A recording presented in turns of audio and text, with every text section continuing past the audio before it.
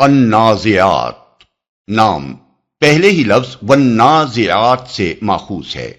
زمانہ نزول حضرت عبداللہ بن عباس کا بیان ہے کہ یہ سورہ نبا اما یتساءلون کے بعد نازل ہوئی ہے۔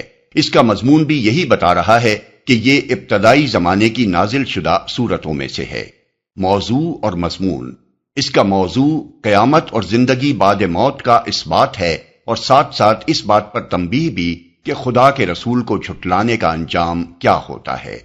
آغاز کلام میں موت کے وقت جان نکالنے والے اور اللہ کے احکام کو بلا تاخیر بجا لانے والے اور حکم الہی کے مطابق ساری کائنات کا انتظام کرنے والے فرشتوں کی قسم کھا کر یہ یقین دلایا گیا ہے کہ قیامت ضرور واقع ہوگی اور موت کے بعد دوسری زندگی ضرور پیش آ کر رہے گی، کیونکہ جن فرشتوں کے ہاتھوں آج جان نکالی جاتی ہے انہی کے ہاتھوں دوبارہ جان ڈالی بھی جا سکتی ہے، اور جو فرشتے آج اللہ کے حکم کی تعمیل بلا تاخیر بجا لاتے اور کائنات کا انتظام چلاتے ہیں، وہی فرشتے کل اسی خدا کے حکم سے کائنات کا یہ نظام درہم برہم بھی کر سکتے ہیں اور ایک دوسرا نظام قائم بھی کر سکتے ہیں۔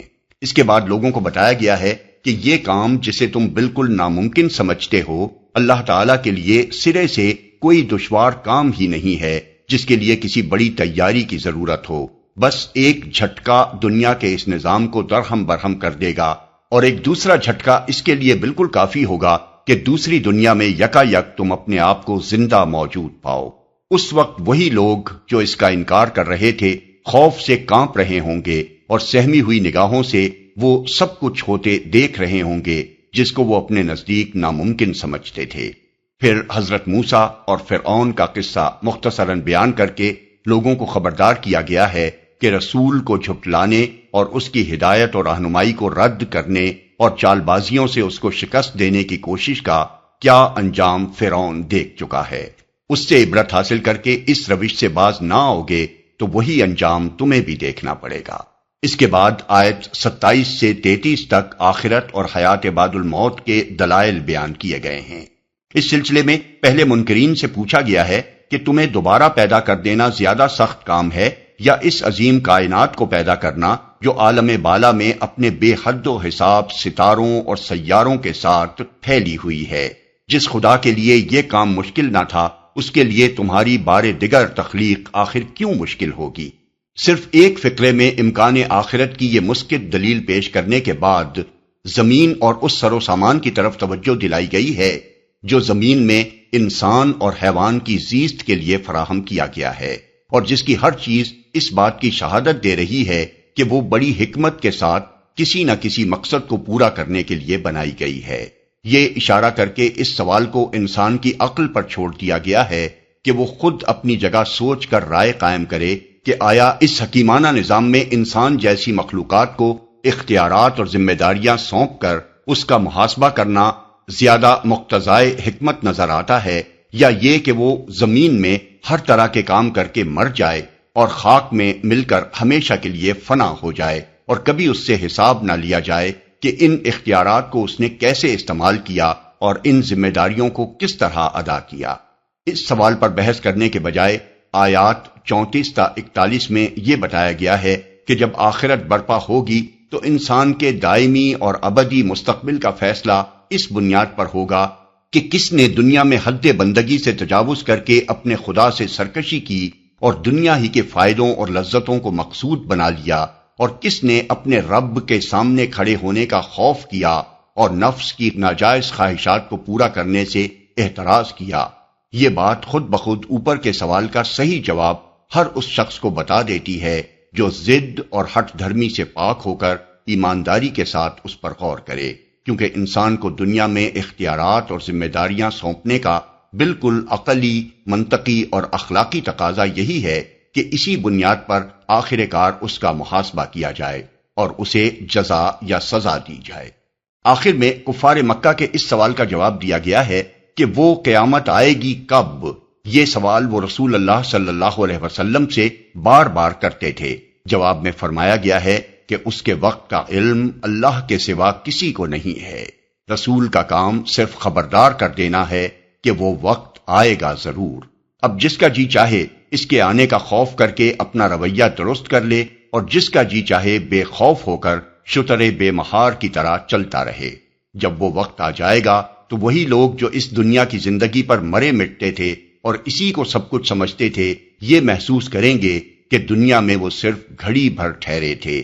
اس وقت انہیں معلوم ہوگا کہ اس چند روزہ زندگی کی خاطر انہوں نے کس طرح ہمیشہ کے لیے اپنا مستقبل برباد کر لیا۔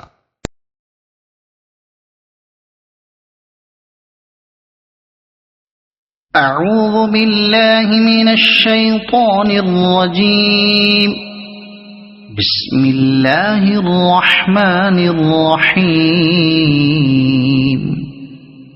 والنازعات غرقا والناشطات نشطا والسابحات سبحا فالسابقات سبقا فالمدبرات امرا۔ قسم ہے ان فرشتوں کی جو ڈوب کر کھینچتے ہیں اور آہستگی سے نکال لے جاتے ہیں، اور ان فرشتوں کی جو کائنات میں تیزی سے تیرتے پھرتے ہیں، پھر حکم بجا لانے میں سبقت کرتے ہیں، پھر احکام الہی کے مطابق معاملات کا انتظام چلاتے ہیں۔ یہاں 5 اوصاف رکھنے والی ہستیوں کی قسم جس بات پر کھائی گئی ہے اس کی وضاحت نہیں کی گئی، لیکن بات کا مضمون اس امر پر خود دلالت کرتا ہے کہ یہ قسم اس بات پر کھائی گئی ہے کہ قیامت ضرور آئے گی اور تمام مرے ہوئے انسان ضرور اثر نو زندہ کر کے اٹھائے جائیں گے۔ اس کی وضاحت بھی نہیں کی گئی کہ یہ 5 اوصاف کن ہستیوں کے ہیں، لیکن صحابہ اور تابعین کی بڑی تعداد نے اور اکثر مفسرین نے کہا ہے کہ ان سے مراد فرشتے ہیں۔ حضرت عبداللہ بن مسعود، حضرت عبداللہ بن عباس، مسروق، سعید بن جبیر، ابو صالح، ابو الضحیٰ اور سدی کہتے ہیں کہ ڈوب کر کھینچنے والوں اور آہستگی سے نکال لے جانے والوں سے مراد وہ فرشتے ہیں جو موت کے وقت انسان کی جان کو اس کے جسم کی گہرائیوں تک اتر کر اور اس کی رگ رگ سے کھینچ کر نکالتے ہیں۔ تیزی سے تیرتے پھرنے والوں سے مراد بھی حضرت علی، حضرت ابن مسعود، مجاہد، سعید بن جبیر اور ابو صالح نے فرشتے ہی لیے ہیں جو احکام الہی کی تعمیل میں اس طرح تیزی سے رواں دواں رہتے ہیں جیسے کہ وہ فضا میں تیر رہے ہوں۔ یہی مفہوم سبقت کرنے والوں کا حضرت علی، مجاہد، مسروق، ابو صالح اور حسن بصری نے لیا ہے، اور سبقت کرنے سے مراد یہ ہے کہ حکم الہی کا اشارہ پاتے ہی ان میں سے ہر ایک اس کی تعمیل کے لیے دوڑ پڑتا ہے۔ معاملات کا انتظام چلانے والوں سے مراد بھی فرشتے ہیں، جیسا کہ حضرت علی، مجاہد، عطا، ابو صالح، حسن بصری، قتادہ، ربی بن انس اور سدی سے منقول ہے۔ بالفاظ دیگر یہ سلطنت کائنات کے وہ کارکن ہیں جن کے ہاتھوں دنیا کا سارا انتظام اللہ تعالیٰ کے حکم کے مطابق چل رہا ہے۔ ان آیات کے یہ معنی اگرچہ کسی صحیح حدیث میں رسول اللہ صلی اللہ علیہ وسلم سے منقول نہیں ہوئے ہیں، لیکن چند اکابر صحابہ نے اور ان تابعین نے جو صحابہ ہی کے شاگرد تھے، جب ان کا یہ مطلب بیان کیا ہے تو گمان یہی ہوتا ہے کہ علم حضور ہی سے حاصل کیا گیا ہوگا۔ اب یہ سوال پیدا ہوتا ہے کہ وقوع قیامت اور حیات بعد الموت پر ان فرشتوں کی قسم کس بنا پر کھائی گئی ہے، جبکہ یہ خود بھی اسی طرح غیر محسوس ہیں جس طرح وہ چیز غیر محسوس ہے جس کے واقع ہونے پر ان کو بطور شہادت اور بطور استدلال پیش کیا گیا ہے۔ ہمارے نزدیک اس کی وجہ یہ ہے، واللہ عالم، کہ اہل عرب فرشتوں کی ہستی کے منکر نہ تھے۔ وہ خود اس بات کو تسلیم کرتے تھے کہ موت کے وقت انسان کی جان فرشتے ہی نکالتے ہیں۔ ان کا یہ عقیدہ بھی تھا کہ فرشتوں کی حرکت انتہائی تیز ہے، زمین سے آسمان تک آنن فانن وہ ایک جگہ سے دوسری جگہ پہنچ جاتے ہیں اور ہر کام جس کا انہیں حکم دیا جائے بلا تاخیر انجام دیتے ہیں۔ وہ یہ بھی مانتے تھے کہ یہ فرشتے حکم الہی کے تابع ہیں اور کائنات کا انتظام اللہ تعالیٰ ہی کے امر سے چلاتے ہیں، خود مختار اور اپنی مرضی کے مالک نہیں ہیں۔ جہالت کی بنا پر وہ ان کو اللہ کی بیٹیاں ضرور کہتے تھے اور ان کو معبود بھی بنائے ہوئے تھے، لیکن ان کا یہ عقیدہ نہیں تھا کہ اصل اختیارات انہی کے ہاتھ میں ہیں۔ اس لیے یہاں وقوع قیامت اور حیات بعد الموت پر ان کے مذکورہ بالا اوصاف سے استدلال اس بنا پر کیا گیا ہے کہ جس خدا کے حکم سے فرشتے تمہاری جان نکالتے ہیں اسی کے حکم سے وہ دوبارہ جان ڈال بھی سکتے ہیں، اور جس خدا کے حکم سے وہ کائنات کا انتظام چلا رہے ہیں اسی کے حکم سے جب بھی اس کا حکم ہو اس کائنات کو وہ درہم برہم بھی کر سکتے ہیں اور ایک دوسری دنیا بنا بھی سکتے ہیں۔ اس کے حکم کی تعمیل میں ان کی طرف سے ذرہ برابر بھی سستی یا لمحہ بھر کی تاخیر بھی نہیں ہو سکتی۔ يوم ترجف الراجفة تتبعها الرادفة قلوب يومئذ واجفة أبصارها خاشعة جس روز ہلا مارے گا زلزلے کا جھٹکا اور اس کے پیچھے ایک اور جھٹکا پڑے گا، کچھ دل ہوں گے جو اس روز خوف سے کانپ رہے ہوں گے، نگاہیں ان کی سہمی ہوئی ہوں گی۔ ایک اور جھٹکا پڑے گا۔ پہلے جھٹکے سے مراد وہ جھٹکا ہے جو زمین اور اس کی ہر چیز کو تباہ کر دے گا، اور دوسرے جھٹکے سے مراد وہ جھٹکا ہے جس کے بعد تمام مردے زندہ ہو کر زمین سے نکل آئیں گے۔ اسی کیفیت کو سورہ زمر میں یوں بیان کیا گیا ہے، اور سور پھونکا جائے گا تو زمین اور آسمانوں میں جو بھی ہیں وہ سب مر کر گر جائیں گے سوائے ان کے جنہیں اللہ زندہ رکھنا چاہے۔ پھر ایک دوسرا سور پھونکا جائے گا تو یکایک وہ سب اٹھ کر دیکھنے لگیں گے۔ آیت 68۔ کانپ رہے ہوں گے۔ کچھ دل کے الفاظ اس لیے استعمال کیے گئے ہیں کہ قرآن مجید کی روح سے صرف کفار و فجار اور منافقین ہی پر قیامت کے روز ہول طاری ہوگا۔ مومنین صالحین اس ہول سے محفوظ ہوں گے۔ سورہ انبیاء میں ان کے متعلق فرمایا گیا ہے کہ وہ انتہائی گھبراہٹ کا وقت ان کو ذرا پریشان نہ کرے گا، اور ملائکہ بڑھ کر ان کو ہاتھوں ہاتھ لیں گے کہ یہ تمہارا وہی دن ہے جس کا تم سے وعدہ کیا جاتا تھا۔ آیت 103۔ يقولون أئنا لمردودون في الحافرة أئذا كنا عظاما نخرة قالوا تلك إذا كرة خاسرة۔ یہ لوگ کہتے ہیں کیا ہم واقعی پلٹا کر پھر واپس لائے جائیں گے؟ کیا جب ہم کھوکھلی بوسیدہ ہڈیاں بن چکے ہوں گے؟ کہنے لگے یہ واپسی تو پھر بڑے گھاٹے کی ہوگی۔ یعنی جب ان کو جواب دیا گیا کہ ہاں ایسا ہی ہوگا تو وہ مذاق کے طور پر آپس میں ایک دوسرے سے کہنے لگے کہ یارو اگر واقعی ہمیں پلٹ کر دوبارہ زندگی کی حالت میں واپس آنا پڑا تب تو ہم مارے گئے، اس کے بعد تو پھر ہماری خیر نہیں ہے۔ فإنما هي زجرة واحدة فإذا هم بالساهرة۔ حالانکہ یہ بس اتنا کام ہے کہ ایک زور کی ڈانٹ پڑے گی اور یکا یک یہ کھلے میدان میں موجود ہوں گے۔ یعنی یہ لوگ اسے ایک امر محال سمجھ کر اس کی ہنسی اڑا رہے ہیں، حالانکہ اللہ کے لیے یہ کوئی مشکل کام نہیں ہے جس کو انجام دینے کے لیے کچھ بڑی لمبی چوڑی تیاریوں کی ضرورت ہو۔ اس کے لیے صرف ایک ڈانٹ یا جھڑکی کافی ہے، جس کے ساتھ ہی تمہاری خاک یا راکھ خواہ کہیں پڑی ہو ہر طرف سے سمٹ کر ایک جگہ جمع ہو جائے گی، اور تم یکایک اپنے آپ کو زمین کی پیٹھ پر زندہ موجود پاؤ گے۔ اس واپسی کو گھاٹے کی واپسی سمجھ کر چاہے تم اس سے کتنا ہی فرار کرنے کی کوشش کرو، یہ تو ہو کر رہنی ہے، تمہارے انکار یا فرار یا تمسخر سے یہ رک نہیں سکتی۔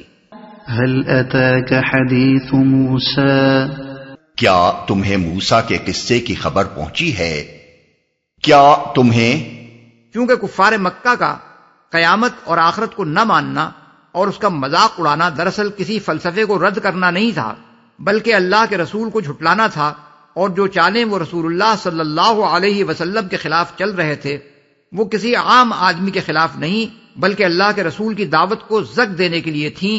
اس لیے وقوع آخرت کے مزید دلائل دینے سے پہلے ان کو حضرت موسیٰ اور فرعون کا قصہ سنایا جا رہا ہے تاکہ وہ خبردار ہو جائیں کہ رسالت سے ٹکرانے اور رسول کے بھیجنے والے خدا کے مقابلے میں سر اٹھانے کا انجام کیا ہوتا ہے۔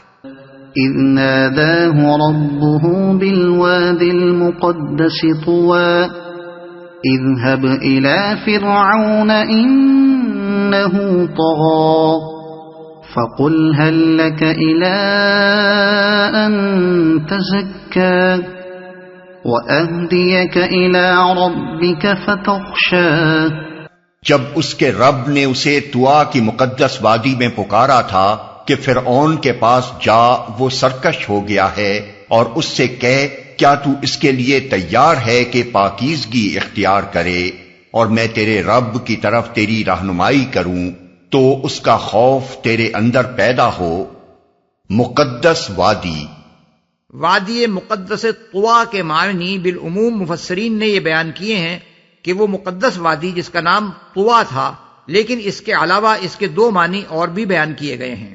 ایک یہ کہ وہ وادی جو 2 مرتبہ مقدس کی گئی، کیونکہ ایک دفعہ اسے اس وقت مقدس کیا گیا جب پہلی مرتبہ اللہ تعالیٰ نے وہاں حضرت موسیٰ کو مخاطب فرمایا، اور دوسری دفعہ اسے تقدیس کا شرف اس وقت بخشا گیا جب حضرت موسیٰ مصر سے بنی اسرائیل کو نکال کر اس وادی میں لائے۔ دوسرے یہ کہ رات کے وقت وادی مقدس میں پکارا، عربی محاورہ ہے جا آباد طوا، یعنی فلاں شخص میرے پاس رات کا کچھ حصہ گزرنے کے بعد آیا۔ خوف تیرے اندر پیدا ہو۔ یہاں چند باتیں اچھی طرح سمجھ لینی چاہیے۔ ایک، حضرت موسیٰ کو منصب نبوت پر مقرر کرتے وقت جو باتیں ان کے اور اللہ تعالیٰ کے درمیان ہوئی تھیں، ان کو قرآن مجید میں حسب موقع کہیں مختصر اور کہیں مفصل بیان کیا گیا ہے۔ یہاں موقع اختصار کا طالب تھا، اس لیے ان کا صرف خلاصہ بیان کیا گیا ہے۔ سورہ طٰہٰ آیات 9 تا 48، سورہ شعراء آیات 10 تا 17، سورہ نمل آیات 7 تا 12 اور سورہ قصص آیات 29 تا 35 میں ان کی تفصیل بیان ہوئی ہے۔ 2، فرعون کی جس سرکشی کا یہاں ذکر کیا گیا ہے اس سے مراد بندگی کی حد سے تجاوز کر کے خالق اور خلق دونوں کے مقابلے میں سرکشی کرنا ہے۔ خالق کے مقابلے میں اس کی سرکشی کا ذکر تو آگے آ رہا ہے کہ اس نے اپنی رعیت کو جمع کر کے اعلان کیا تھا کہ میں تمہارا سب سے بڑا رب ہوں، اور خلق کے مقابلے میں اس کی سرکشی یہ تھی کہ اس نے اپنی مملکت کے باشندوں کو مختلف گروہوں اور طبقوں میں بانٹ رکھا تھا۔ کمزور طبقوں پر وہ سخت ظلم و ستم ڈھا رہا تھا اور اپنی پوری قوم کو بے وقوف بنا کر اس نے غلام بنا رکھا تھا، جیسا کہ سورہ قصص آیت 4 اور سورہ زخرف آیت 54 میں بیان کیا گیا ہے۔ 3، حضرت موسیٰ کو ہدایت فرمائی گئی تھی کہ فَقُولَا لَهُ قَوْلًا لَيِّنًا لَعَلَّهُ يَتَذَكَّرُ أَوْ يَخْشَىٰ، یعنی تم اور ہارون دونوں بھائی اس سے نرمی کے ساتھ بات کرنا، شاید کہ وہ نصیحت قبول کرے اور خدا سے ڈرے۔ سورہ طٰہٰ آیت 44۔ اس نرم کلام کا ایک نمونہ تو ان آیات میں دیا گیا ہے جس سے معلوم ہوتا ہے کہ ایک مبلغ کو کسی بگڑے ہوئے آدمی کی ہدایت کے لیے کس حکمت کے ساتھ تبلیغ کرنی چاہیے۔ دوسرے نمونے سورہ طٰہٰ آیات 49 تا 52، سورہ الشعراء آیت 23 تا 28 اور القصص آیت 37 میں دیے گئے ہیں۔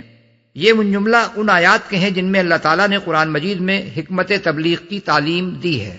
4، حضرت موسیٰ صرف بنی اسرائیل کی رہائی کے لیے ہی فرعون کے پاس نہیں بھیجے گئے تھے جیسا کہ بعض لوگوں کا خیال ہے، بلکہ ان کی بعثت کا پہلا مقصد فرعون اور اس کی قوم کو راہ راست دکھانا تھا، اور دوسرا مقصد یہ تھا کہ اگر وہ راہ راست قبول نہ کرے تو بنی اسرائیل کو، جو اصل میں ایک مسلمان قوم تھے، اس کی غلامی سے چھڑا کر مصر سے نکال لائیں۔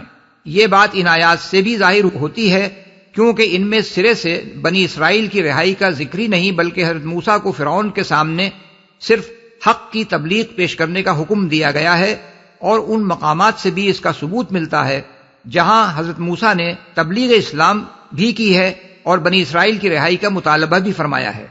مثلا ملاحظہ ہو الاعراف آیات 104 تا 105، طٰہٰ آیات 47 تا 52، الشعراء آیات 16، 17 اور 23 تا 28۔ 5، یہاں پاکیزگی یعنی تزکی اختیار کرنے کا مطلب عقیدے اور اخلاق اور اعمال کی پاکیزگی اختیار کرنا، یا دوسرے الفاظ میں اسلام قبول کر لینا ہے۔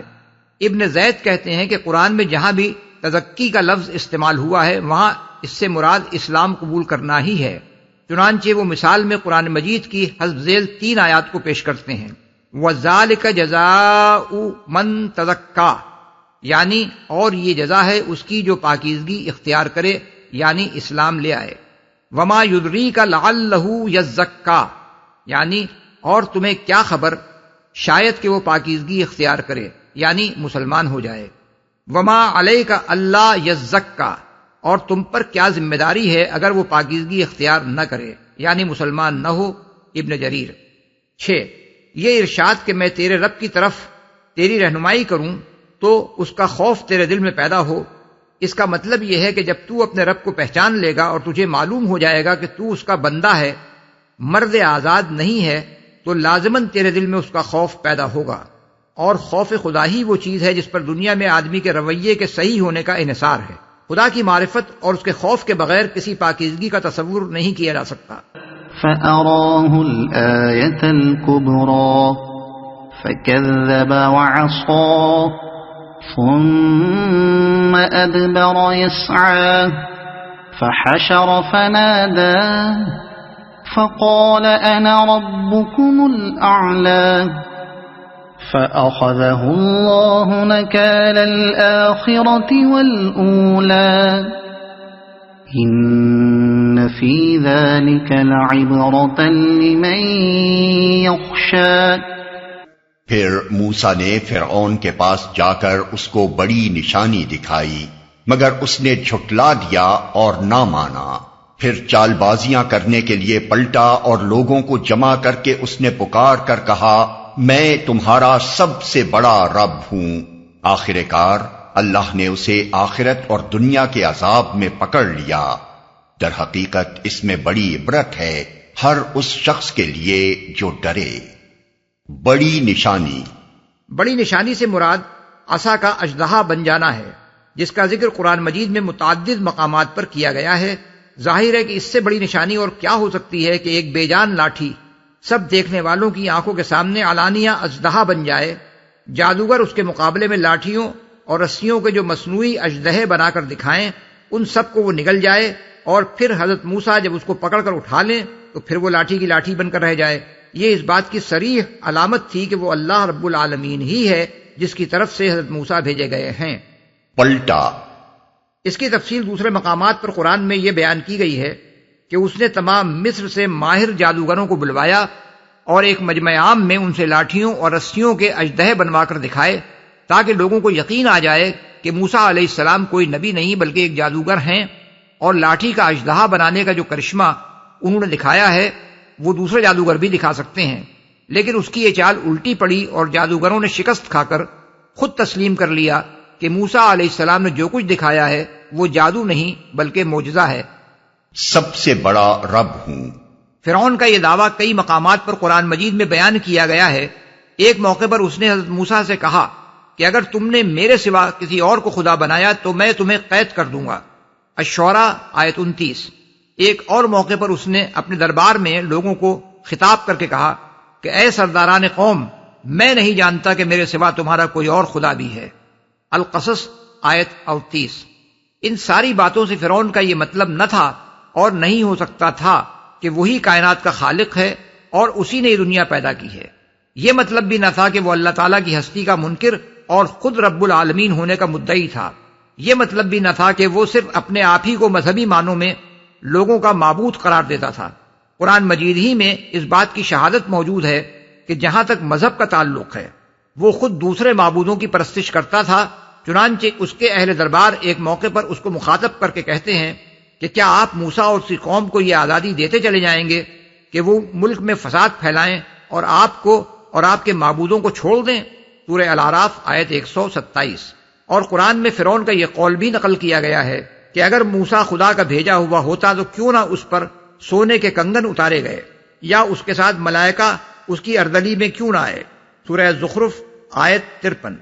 پس در حقیقت وہ مذہبی معنی میں نہیں بلکہ سیاسی معنی میں اپنے آپ کو الہ اور رب اعلیٰ کہتا تھا، یعنی اس کا مطلب یہ تھا کہ اقتدار اعلیٰ کا مالک میں ہوں، میرے سوا کسی کو میری مملکت میں حکم چلانے کا حق نہیں ہے، اور میرے اوپر کوئی بالاتر طاقت نہیں ہے جس کا فرمان یہاں جاری ہو سکتا ہو۔ ہر اس شخص کے لیے جو ڈرے، یعنی خدا کے رسول کو جھٹلانے کے اس انجام سے ڈرے جو فرعون دیکھ چکا ہے۔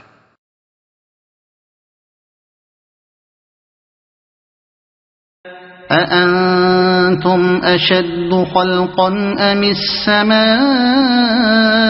بَنَاهَا رَفَعَ سَمْكَهَا فَسَوَّاهَا وَأَغْطَشَ لَيْلَهَا وَأَخْرَجَ ضُحَاهَا وَالْأَرْضَ بَعْدَ ذَلِكَ دَحَاهَا أخرج منها ماءها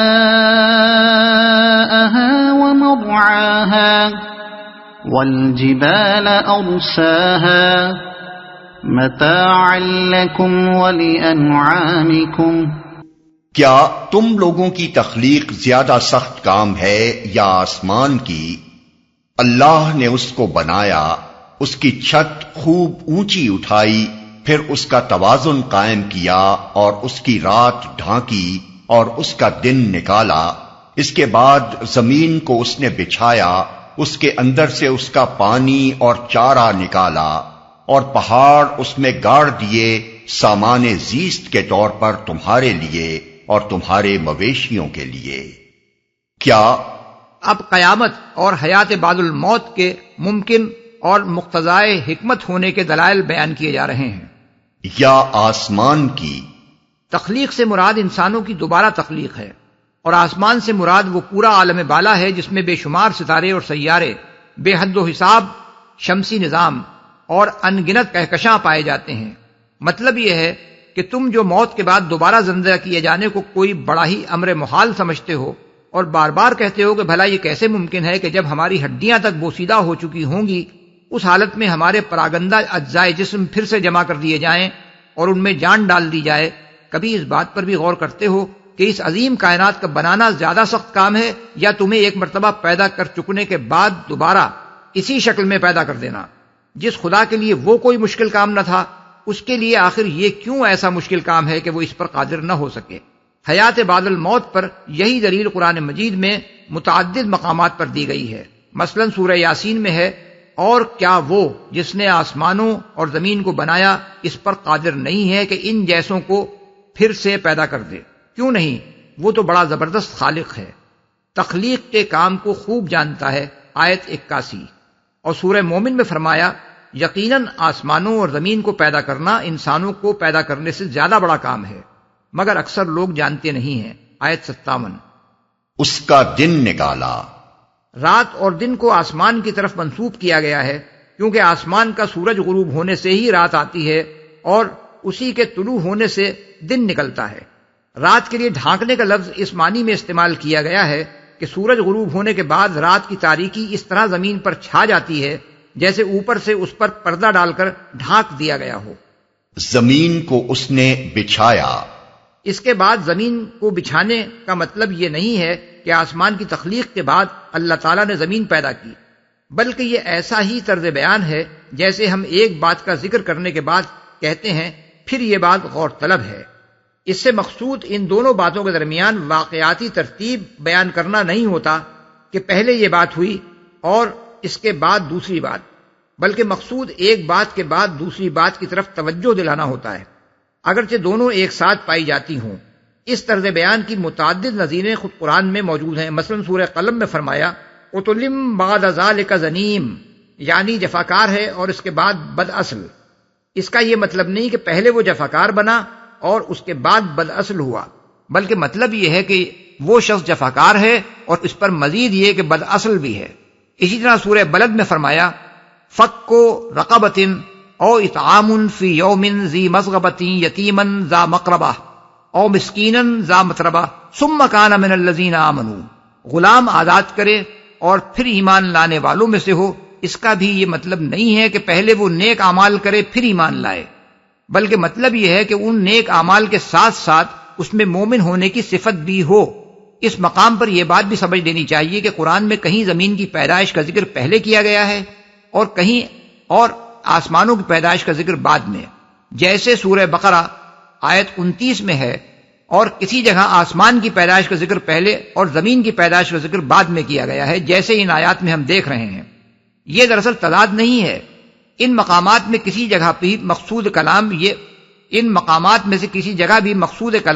یہ بتانا نہیں ہے کہ کسے پہلے بنایا گیا اور کسے بعد میں، بلکہ جہاں موقع محل یہ چاہتا ہے کہ اللہ تعالیٰ کی قدرت کے کمالات کو نمایاں کیا جائے، وہاں آسمانوں کا ذکر پہلے کیا گیا ہے اور زمین کا بعد میں، اور جہاں سلسلہ کلام اس بات کا تقاضا کرتا ہے کہ لوگوں کو ان نعمتوں کا احساس دلایا جائے جو انہیں زمین پر حاصل ہو رہی ہیں، وہاں زمین کے ذکر کو آسمانوں کے ذکر پر مقدم رکھا گیا ہے۔ اس کا پانی اور چارہ نکالا۔ چارے سے مراد اس جگہ صرف جانوروں کا چارہ نہیں ہے بلکہ وہ تمام نباتات مراد ہیں جو انسان اور حیوان دونوں کی غذا کے کام آتے ہیں۔ رعا اور رتو اگرچہ بالعموم عربی زبان میں جانور کے چرنے کے لیے استعمال ہوتے ہیں مگر کبھی کبھی انسان کے لیے بھی استعمال کر لیے جاتے ہیں۔ مثلا سورہ یوسف میں آیا ہے کہ حضرت یوسف کے بھائیوں نے اپنے والد ماجد سے کہا ارسلہ معنا غدًا یرتع ویلعب، یعنی آپ کل یوسف کو ہمارے ساتھ بھیج دیں کہ کچھ چر چگ لے اور کھیلے۔ آیت 12۔ یہاں بچے کے لیے چرنے رتو کا لفظ جنگل میں چل پھر کر پھل توڑنے اور کھانے کے معنی میں استعمال کیا گیا ہے۔ تمہارے مویشیوں کے لیے۔ ان آیات میں قیامت اور حیات بعد الموت کے لیے دو حیثیتوں سے استدلال کیا گیا ہے۔ ایک یہ کہ اس خدا کی قدرت سے ان کا برپا کرنا ہرگز بعید نہیں ہے جس نے یہ وسیع و عظیم کائنات اس حیرت انگیز توازن کے ساتھ اور یہ زمین اس سر و سامان کے ساتھ بنائی ہے۔ دوسرا یہ کہ اللہ کے کمال حکمت کے جو آثار اس کائنات اور اس زمین میں صریحاً نظر آ رہے ہیں وہ اس بات پر دلالت کرتے ہیں کہ یہاں کوئی کام بے مقصد نہیں ہو رہا ہے۔ عالم بالا میں بے شمار ستاروں اور سیاروں اور کہکشانوں کے درمیان جو توازن قائم ہے وہ شہادت دے رہا ہے کہ یہ سب کچھ الل ٹپ نہیں ہو گیا ہے بلکہ کوئی بہت سوچا سمجھا منصوبہ اس کے پیچھے کار فرما ہے۔ یہ رات اور دن کا باقاعدگی سے آنا اس بات پر گواہ ہے کہ زمین کو آباد کرنے کے لیے یہ نظم کمال درجے دانائی کے ساتھ قائم کیا گیا ہے۔ خود اسی زمین پر وہ خطے بھی موجود ہیں جہاں 24 گھنٹے کے اندر دن اور رات کا الٹ پھیر ہو جاتا ہے، اور وہ خطے بھی موجود ہیں جہاں بہت لمبے دن اور بہت لمبی راتیں ہوتی ہیں۔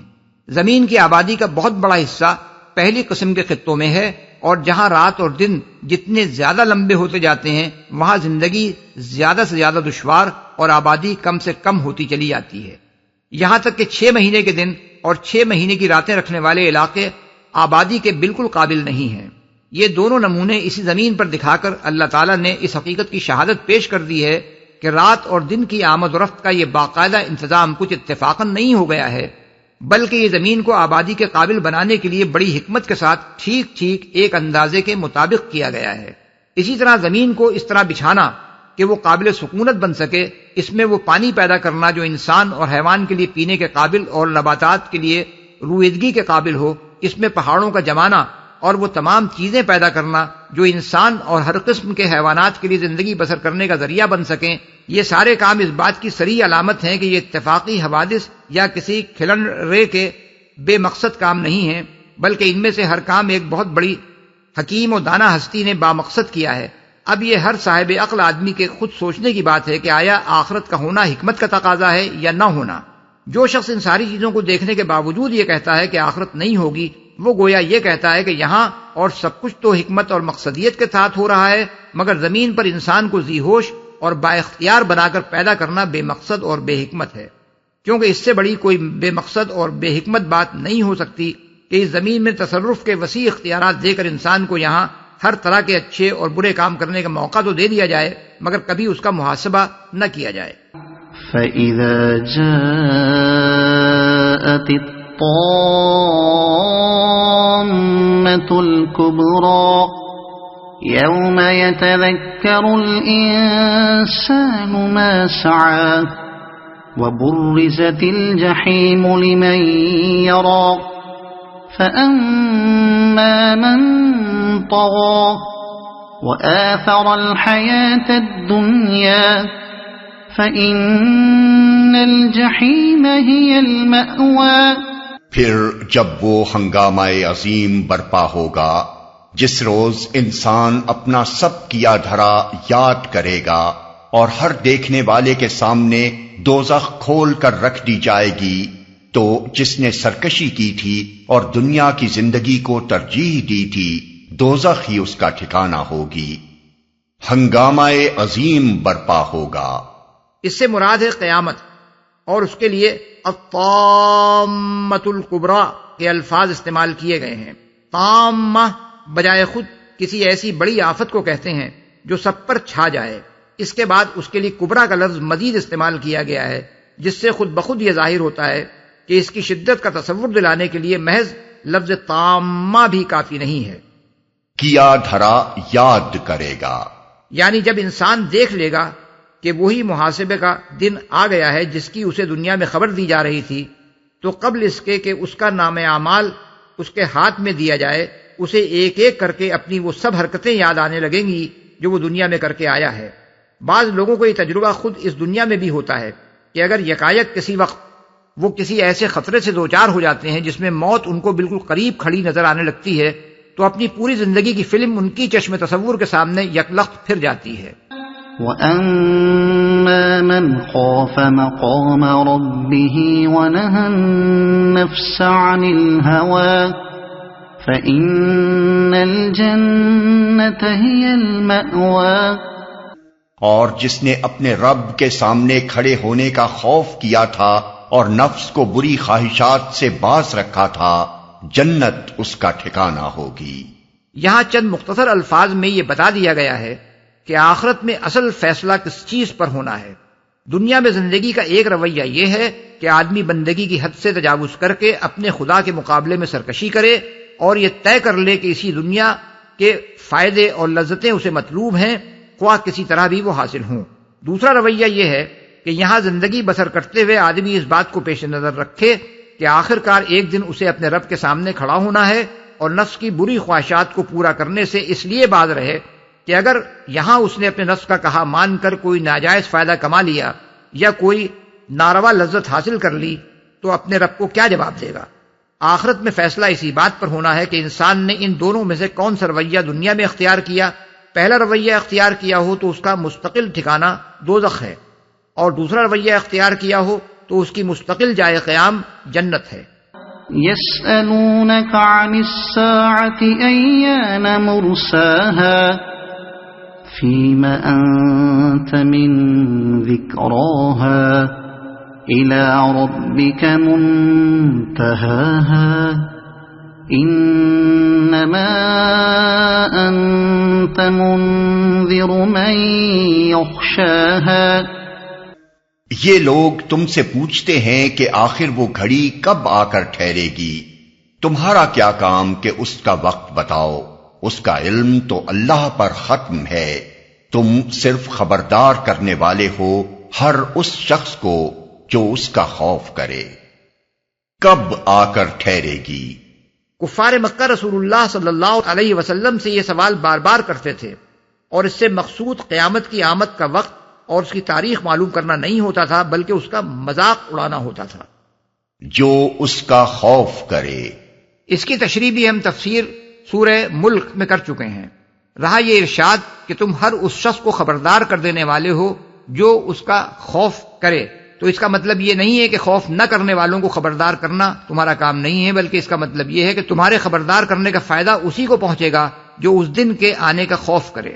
كأنهم يوم يرونها لم يلبثوا إلا عشية أو ضحاها۔ جس روز یہ لوگ اسے دیکھ لیں گے تو انہیں یوں محسوس ہوگا کہ یہ دنیا میں یا حالت موت میں بس ایک دن کے پچھلے پہر یا اگلے پہر تک ٹھہرے ہیں۔ یہ مضمون اس سے پہلے کئی جگہ قرآن میں بیان ہو چکا ہے اور ہم اس کی تشریح کر چکے ہیں۔ اس کے علاوہ یہ مضمون سورہ احقاف آیت 35 میں بھی گزر چکا ہے، جس کی تشریح ہم نے وہاں نہیں کی کیونکہ پہلے کئی جگہ تشریح ہو چکی تھی۔